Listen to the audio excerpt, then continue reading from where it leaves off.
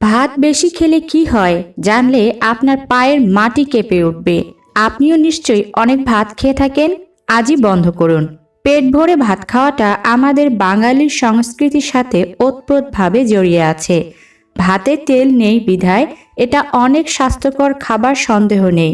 কিন্তু বৈজ্ঞানিক মতে অতিরিক্ত ভাতের যোগান শরীরে নানান সমস্যা তৈরি করে, যার সম্পর্কে জানা না থাকলে অবশ্যই আপনাদের জেনে নিতে হবে। অতিরিক্ত ভাত খাওয়া শরীরের জন্য খুবই ক্ষতিকারক। ভাত বেশি পরিমাণে খেলে শরীরে ওজন বৃদ্ধির সাথে সাথে আরো অনেক বড় বড় রোগ শরীরে ধীরে ধীরে বাসা বাঁধতে থাকে। অনেকেই বলতে পারেন, ভাত বেশি খেলে আবার কি হয়? আমরা তো অনেক ভাত খাই, কই আমাদের তো কিছু হয় না। এখন না হলেও পরে আস্তে আস্তে হবে। ধমনীতে রক্ত চলাচলের সমস্যা দেখা দিবে, ওজনও বেড়ে যাবে। হজম হবার ক্ষেত্রে সমস্যাও দেখা দিবে। খাবার ঠিকভাবে হজম হয় না, ফলে পাচন প্রক্রিয়া স্বাভাবিক থাকে না। ওজন বেড়ে গেলে খাবার শরীরের ভেতরে গিয়ে বিভাজিত হয় না ঠিকঠাক, সেজন্য হজমের সমস্যা দেখা দেয়। ভাত শরীরের কার্বোহাইড্রেট মেটাবলিজম কমিয়ে দেয়, ফলে নানা সমস্যার সম্মুখীন হতে হয়। অর্থাৎ পেট পুড়ে ভাত খাওয়াটা আসলে এমন মারাত্মক একটি অভ্যাস যা আপনাকে টেনে নিয়ে যাবে মৃত্যুর দিকে। ভাত অবশ্যই উপকারী খাবার, তবে খেতে হবে পরিমাণ মতো। সাদা চালের ভাতে আসলে কোনো পুষ্টিগুণই থাকে না। লাল চাল খাওয়ার অভ্যাস বলতে আজকাল কারোরই নেই।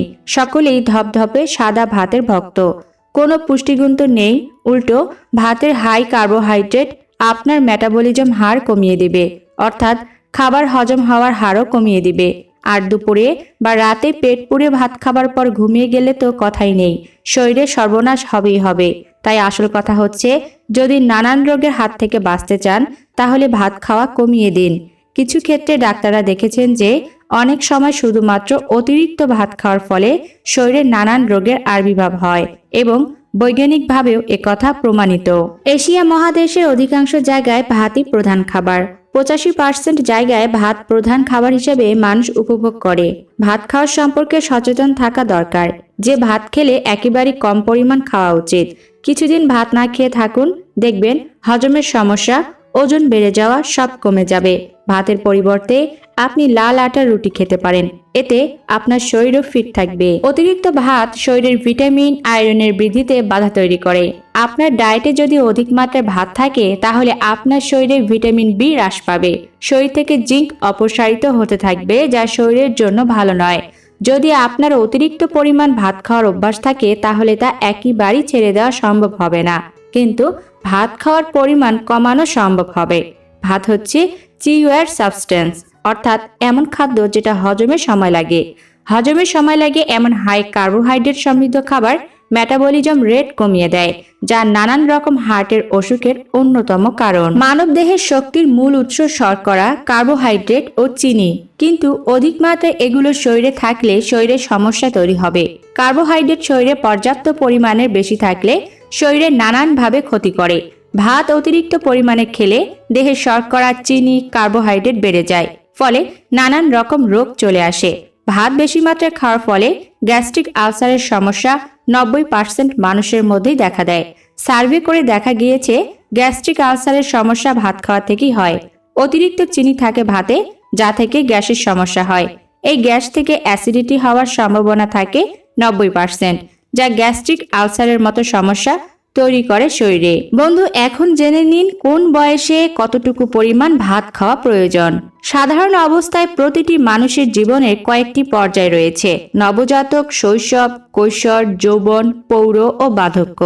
দেহের চাহিদা, রক্ষণাবেক্ষণ ও কাজের উপর ভিত্তি করে পুষ্টি উপাদান এক এক সময় এক এক রকম হয়। সাধারণত শর্করা জাতীয় খাবারের চাহিদা বৃদ্ধি পায় কাজের রকমের উপর।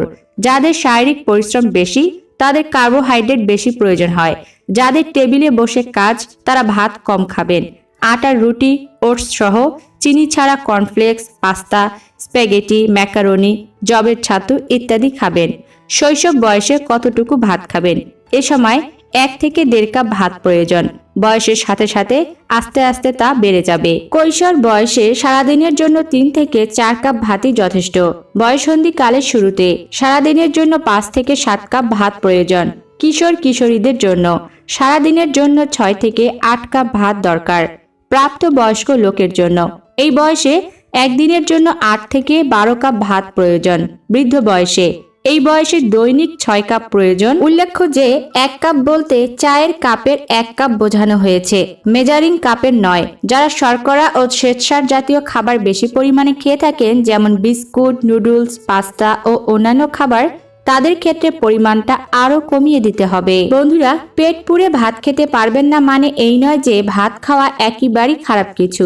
বৈজ্ঞানিক মতে ভাত খাওয়া শরীরের জন্য ক্ষতিকারক নয়, কিন্তু অধিক মাত্রায় ভাত খাওয়া শরীরের পক্ষে ভালো নয়। ভাত তখনই ভালো যখন তা খাওয়া হয় পরিমিত পরিমাণে এবং স্বাস্থ্যকরভাবে। যেমন লাল চালের ভাত খাওয়ার অভ্যাস করুন, পরিমাণে অল্প ভাত খান। ভাতের মাড় ফেলে রান্না করুন এবং ভাত খাওয়ার পরই ঘুমিয়ে যাবেন না, বরং হাঁটাহাঁটি করুন। এভাবে ভাত খেয়েও আপনি থাকতে পারবেন সুস্থ, সুন্দর ও নীরোগ। বন্ধুরা, আজকের ভিডিওতে আমরা জানলাম ভাত বেশি খেলে কি হয়, কোন বয়সে কতটুকু ভাত খাওয়া প্রয়োজন, ভাত বেশি খেলে আপনার শরীরে যে কি কি রোগ বাসা বাঁধতে পারে। আশা করি যারা পুরো ভিডিওটি দেখেছেন তারা ভাত বেশি খেলে কি হয় এই ব্যাপারটি পুরোপুরি ক্লিয়ার হয়েছেন। যদি ভিডিওটি ভালো লাগে বন্ধু, তাহলে ভিডিওটিতে লাইক করুন, কমেন্ট করুন এবং বেশি বেশি করে শেয়ার করুন। নতুন হয়ে থাকলে চ্যানেলটিকে অবশ্যই সাবস্ক্রাইব করে রাখুন, কারণ স্বাস্থ্য সম্পর্কিত গুরুত্বপূর্ণ ভিডিও আপলোড করা হয় প্রতিদিন এই চ্যানেলেই। দেখা হচ্ছে পরবর্তী ভিডিওতে। সবাই ভালো থাকবেন।